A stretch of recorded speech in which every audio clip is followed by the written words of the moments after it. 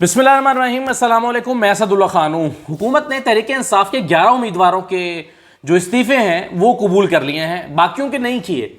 लेकिन 11 के क्यों किए हैं, इन 11 के क्यों किए हैं, ये जो 11 हैं इनमें क्या ऐसी ख़ास बात है कि इनके इस्तीफ़े मंजूर कर लिए और बाकियों के नहीं किए। 150 बंदों ने इस्तीफ़ा दिया, लेकिन 11 के आप कहते हैं कि ठीक है इनके दोबारा इलेक्शन करवाएं। क्या वजह है? देखिए, आप आदाद शुमार पर नज़र डालें। इनमें से 9 तो वो हैं जो इलेक्शन लड़के आए थे और 2 खवातीन हैं जो मखसूस नशस्तों पर आई हैं। तो ये जो 9 नशस्तें हैं इनके 2018 के अगर आप आदाद शुमार पर नज़र डाल लें तो आपको सारी कहानी समझ आ जाएगी कि इन लोगों के इस्तीफे क्यों मंजूर कर किए गए हैं। तो मैं आपके सामने 2018 के इनके इलेक्शन नताइज रखता हूँ, फिर मैं आपको सारी कहानी समझाने की कोशिश करता हूँ। देखिए, सबसे पहले NA 22 मर्दान है।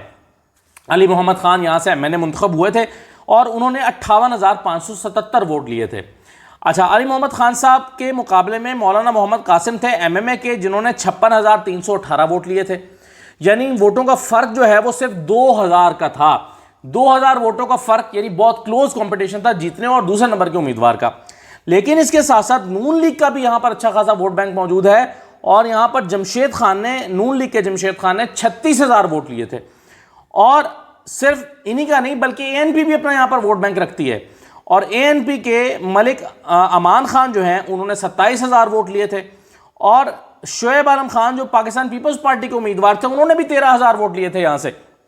तो अब देखिए, अगर MMA, मुस्लिम लीग नून, ANP और पीपल्स पार्टी इन सब के उम्मीदवार मिलकर एक मुश्तरका उम्मीदवार लाएं तो उनको यह लगता है कि चूंकि इन चारों उम्मीदवारों ने पिछली मरतबा 1,33,000 वोट मुश्तरका तौर पर, यानी अगर इन चारों के वोट काउंट कर लें तो इनके वोट 1,33,000 बन जाते हैं और अली मोहम्मद खान के वोट 58,000 थे।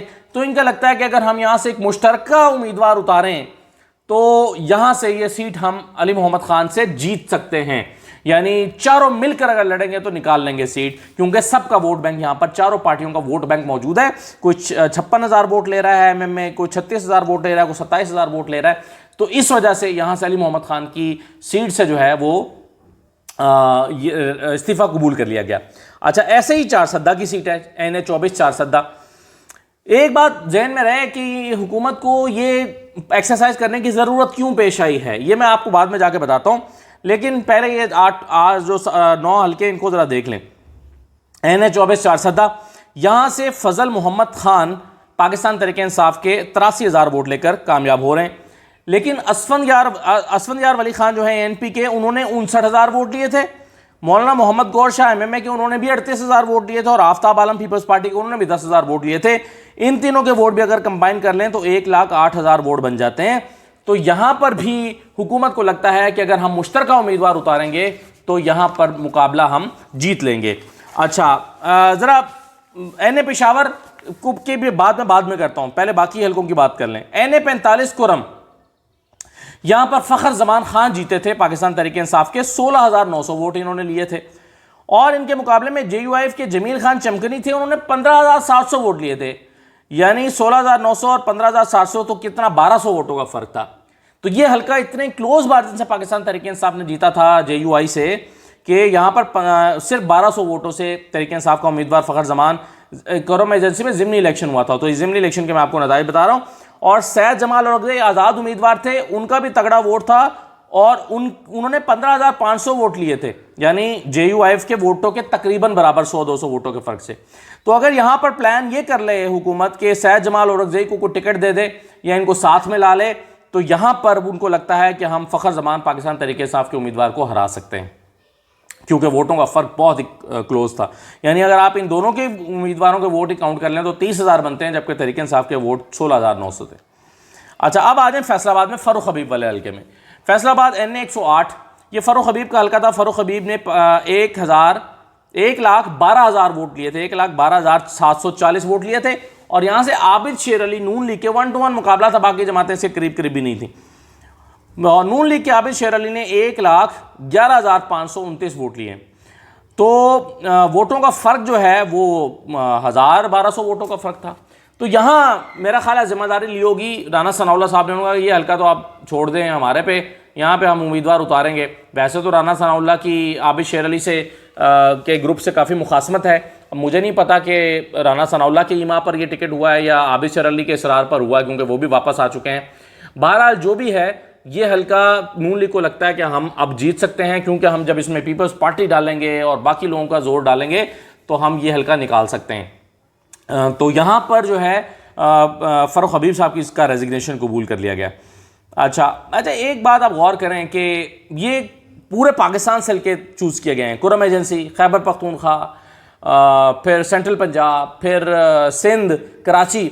ये इसलिए किया गया है कि कहीं पर जिम्मेदारी दी जाएगी JUI को कि भाई ये यहाँ पे आपकी जिम्मेदारी है, कहीं पर जिम्मेदारी दी जाएगी पीपल्स पार्टी को कि भाई यहाँ आपकी जिम्मेदारी है, कहीं पर जिम्मेदारी दी जा रही है MQM को, भाई ये हल्के आपके जिम्मे है, कहीं पर जिम्मेदारी नून लीग खुद ले रही है कि भाई ये हमारे जिम्मेदारी हम निकाल के दिखाएंगे। तो जिम्मेदारियों का जो है वो तमाम पार्टियों में शिफ्ट हो जाए और तमाम पार्टियों को नुमाइंदगी भी मिल जाए। कोई अपना उम्मीदवार पीपल्स पार्टी से कहेंगे ठीक है यहाँ पर आप अपना उम्मीदवार खड़ा करें, हम सपोर्ट करेंगे। नून लीग को कहेंगे ठीक है यहाँ पर आप अपना उम्मीदवार खड़ा करें, यहाँ पर आप बाकी पार्टियां सपोर्ट करेंगी। JUI से कहेंगे ठीक है यहाँ पर आप खड़ा कर लें जो है वो मर्दान में, या हम आपको सपोर्ट करेंगे। चारसद्दा में ANP से कहेंगे ठीक है आप खड़ा कर लें, हम आपको सपोर्ट करेंगे। तो सारी पार्टियों को शेयर भी मिल जाएगा और सारी पार्टियों की जिम्मेदारी भी बन जाएगी और वो सारी इसमें इन्वॉल्व भी हो जाएंगी। तो ये बड़ा सोच समझ के, बड़ा इंटेलिजेंटली ये फैसला जो है वो अपोजिशन की तरफ से किया गया है। अब जरा ननकाना साहब देख लें। एजाज अहमद शाह पाकिस्तान तहरीक इंसाफ के यहाँ से जीते थे N 118 में, 63,800 वोट इन्होंने लिया था। और इनके मुकाबले में शहजादा मनसब अली जो हैं उन्होंने 61,413 वोट लिए थे। तो कितना फ़र्क हुआ? 2,000 वोटों का फ़र्क। तो ये हल्का भी PTI ने सिर्फ 2,000 वोटों के फ़र्क से निकाला था। और ये 2,000 वोटों का फ़र्क भी साथ में अगर आप देखें TLP के सैयद अफजाल हुसैन रिजवी जो हैं वो 49,000 वोट यहाँ से ले रहे थे और शाहजहां अहमद भट्टी ने पीपल्स पार्टी के भी 18,000 वोट यहाँ से लिया था ननकाना साहब से। तो ननकाना साहब में कुछ पीपल्स पार्टी का वोट भी है, TLP का वोट भी है, शहजादा मनसब अली का यानी नून लीग का वोट भी है। तो ये तीनों का वोट बैंक पिछले दफ़ा 2018 का इलेक्शन हम देखें तो इन तीनों का वोट कुल वोट बनता है वो 1,29,000 बनता है और एजाज शाह ले रहे हैं 63,000 वोट। तो यहाँ पर बड़े हौसला अफजा नताइज अपोजिशन को अपने ख्वाब में, ख्याल में या गुमान में नज़र आते हैं। वो सोचते हैं कि हम ये हल्का निकाल सकते हैं अगर मिलकर इलेक्शन लड़े तो। अब मलिर रहने 237 पर आ जाएं, मलिर का ये हल्का है। यहाँ जमील अहमद खान जो है वो पाकिस्तान तहरीक इंसाफ के 33,280 वोट लेकर जीते हैं। अब इन्होंने 33,000 वोट लिया, लेकिन अब्दुल हकीम बलोच पीपल्स पार्टी के जो है उन्होंने 31,900 वोट लिया है, यानी तकरीबन 32,000 वोट। तो 1,200 वोटों का यहाँ पर भी फर्क है, 1,200-1,300 वोटों का। लेकिन दिलचस्प बात यह है कि मलिर के इस हल्के में नून लीग का वोट बैंक भी मौजूद है। ज़ियाउल आबदीन अंसारी ने 14,000 वोट लिया था और डॉक्टर नदीम मकबूल MQM के उन्होंने भी 11,000 वोट लिया था। और अगर हम पीपल्स पार्टी, नून लीग और MQM का वोट काउंट करें तो ये 57,000 वोट 2018 में बनता है, 57,000 वोट। और जमील अहमद ले रहे हैं 33,000 वोट। तो इस काउंट के साथ अपोजिशन को यानी हुकूमत को ये लगता है कि हम तहरीक इंसाफ को आसानी से शिकस्त दे लेंगे, क्योंकि हम सब पार्टीज का वोट बैंक है तो अपना अपना वोट शामिल करेंगे तो हम यहाँ से सीट जो है वो पाकिस्तान तहरीक इंसाफ से जीत लेंगे। 2 और हल्के रह गए, कोरंगी और कराची। कोरंगी, कराची और कराची का जो एक और इलाका है, देखें 239 जो है ये पाकिस्तान तहरीक इंसाफ के मोहम्मद अकरम चीमा ने जीता 69,000 वोटों के साथ और बहुत ही कम मार्जिन से, क्योंकि सुहेल मंसूर ख्वाजा MQM पाकिस्तान के जो थे इन्होंने 68,800 वोट लिए थे। तो वोटों का फ़र्क यहाँ पर 1,000 तकरीबन 1,000 वोटों का है, यानी MQM 1,000 वोटों के साथ के फ़र्क से रनर अप रही थी। और बहुत दिलचस्प बात यह है कि यहाँ पर मोहम्मद एहसान यानी नून लीग के जो थे उन्होंने भी 19,000 वोट लिया था। इमरान हैदर आबदी पीपल्स पार्टी के उन्होंने भी 11,800 यानी 12,000 वोट लिया था। और MMA के मोहम्मद हलीम खान गौरी ने भी 12,200 वोट लिया था। और इन चारों के वोट अगर सुहेल मंसूर यानी MQM, नून लीग, पीपल्स पार्टी और MMA का वोट काउंट करें तो ये 1,12,000 वोट बनता है। और अकरम चीमा PTI के जो हैं उन्होंने 69,000 वोट लिया था। तो इन चारों जमातों का यहाँ पर कंसेंसस है कि भाई हम सबका वोट बैंक मौजूद है कुछ ना कुछ, और MQM का ज़्यादा, तो ये सीट MQM को सपोर्ट कर दी जाएगी और कहा जाएगा कि जनाब अब हम आपको सब सपोर्ट कर रहे हैं, मुश्तरका उम्मीदवार लाते हैं और आप पाकिस्तान तहरीक इंसाफ से यह सीट छीन लें। अब आखिरी हल्का NA 246 कराची। अब्दुल शकूर शाद यहाँ से जीते थे पाकिस्तान तहरीक इंसाफ के, उन्होंने 52,000 वोट लिए थे। इनके मुकाबले में अहमद थे TLP के, उन्होंने 42,000 वोट लिए थे, दूसरे नंबर पर रहे थे। यहाँ से बिलावल भुट्टो जरदारी भी लड़े थे और तीसरे नंबर पर रहे थे, उन्होंने 39,000 वोट लिया था। MMA के मोहम्मद नूरुल हक ने यहाँ पर 33,000 वोट लिया था और सलीम ज़िया नून लीग के उन्होंने भी यहाँ से 19,000 वोट लिया था। MQM के महफूज यार खान ने भी यहाँ से 9,800 वोट लिए थे, 10,000 वोट लिए थे। और ये 5 जमातें जो हैं ये मिलकर 1,43,000 वोट लेने में कामयाब हुई थी और अब्दुल शकूर शाद के थे 52,000 वोट। तो देखें आप हिकमत अमली नून लीग की गौर करें या हुकूमत की मुश्तरका जो इत्तेहादी हुकूमत है, उनकी हिकमत अमली ये है कि हम सब मिलकर अगर एक जगह पर 1.5 लाख वोट ले रहे हैं और तरीके साहब का 50,000 वोट था और अब हमारी अगर मकबूलियत कम भी हो गई है तो हम जोर लगा कर अगर 70,000 वोट भी ले लेंगे तो हम तो उनसे ये हल्का जीत लेंगे, तो क्यों ना ट्राई किया जाए। अच्छा, अब आप सोचेंगे कि नहीं हालात तो बड़े मुख्तलिफ हैं। पीटीआई के कारकुन क्या सोच रहे होंगे? वो सोच रहे होंगे नहीं नहीं नहीं, इमरान खान का बयानिया इस वक्त सर चढ़ के बोल रहा है, इन हुकूमती इत्तेहाद की शक्लें लोग देखना नहीं चाहते और इनसे लोग बहुत तंग हैं, और ये जब इकट्ठे होकर जाएंगे तो लोग फिर चढ़ जाएंगे कि ये सारे इकट्ठे होकर आ गए हैं, तो लोग चढ़ जाएंगे, इनको वोट नहीं देंगे। और महंगाई ने बहुत असर डाला हुआ है, ठीक है, बिल्कुल सही है, हो सकता है ये फैक्टर इसी तरह से काम करे। लेकिन देखिए 9 सीटें हैं ये, और 2 सीटें इसलिए ख़वातीन की मखसूस सीटों पर भी लिया गया कि अगर इन 9 में से हम कुछ सीटें जीत सकते हैं तो एक आध सीट ख़वातीन की भी मखसूस नशिस्त इनकी बुनियाद पर हम अपना उम्मीदवार ला सकते हैं, तो चलें क्यों ना ट्राई किया जाए। तो इसलिए 2 मखसूस नशिस्त ख़वातीन की भी जो है उनका इस्तीफ़े कबूल कर लिया गया। अच्छा, अब स्ट्रैटेजी क्या है हुकूमत इत्तेहाद की? उनकी स्ट्रैटेजी ये है कि भाई इस वक्त हमारी जो कौमी असम्बली में लीड है वो 1 वोट की बनती है, और अगर हम यहां से 11 में से 3 सीटें भी निकाल लें, चलें जी कुछ नहीं करेंगे तो 3-4 सीटें तो निकालेंगे ना, मतलब हम बहुत बुरा भी परफॉर्म करेंगे तो 3-4 सीटें निकालेंगे और कहेंगे देखें जी ये तो सारी तहरीक इंसाफ की सीटें थी, इसमें से हमने 3-4 भी जीती, तो ये तो हमारी कामयाबी है।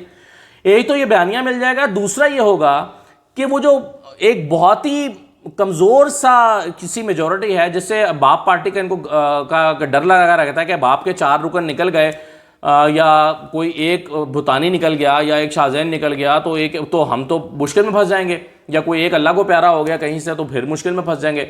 तो भाई अपनी लीड बढ़ाओ, 3-4 सीटें भी निकल आए तो वोटों का मार्जिन जो है वो 3-4 का हो जाएगा, थोड़ा सा कुशन मिल जाएगा। यानी अगर पार्लियामेंट में इस वक्त उनकी तादाद 173 है तो चलें 4 सीटें मिल गई तो 177 हो जाएंगी, तो हमें 4-5 सीटों का कुशन मिल जाएगा। तो ये सोचकर एक्टिविटी की गई है, और दूसरा उनको लगता है कि हम तहरीक इंसाफ पे अपनी दाग भी बिठाने लगेंगे कि देखो जी हम आपके इस्तीफे पर कबूल कर रहे हैं और बारी बारी करके हम आपके हल्के कराएंगे, और कुछ ना कुछ अपनी सीटें बढ़ाते बढ़ाते हर 10-12 सीटों में से अगर 2-3 सीटें हम निकालने लगेंगे तो हमारा जो सूरत है वो बेहतर हो जाएगी। तो ये अपोजिशन इत्तेहाद ने सोचा है, लेकिन इसके कॉन्सिक्वेंसेज और भी हैं।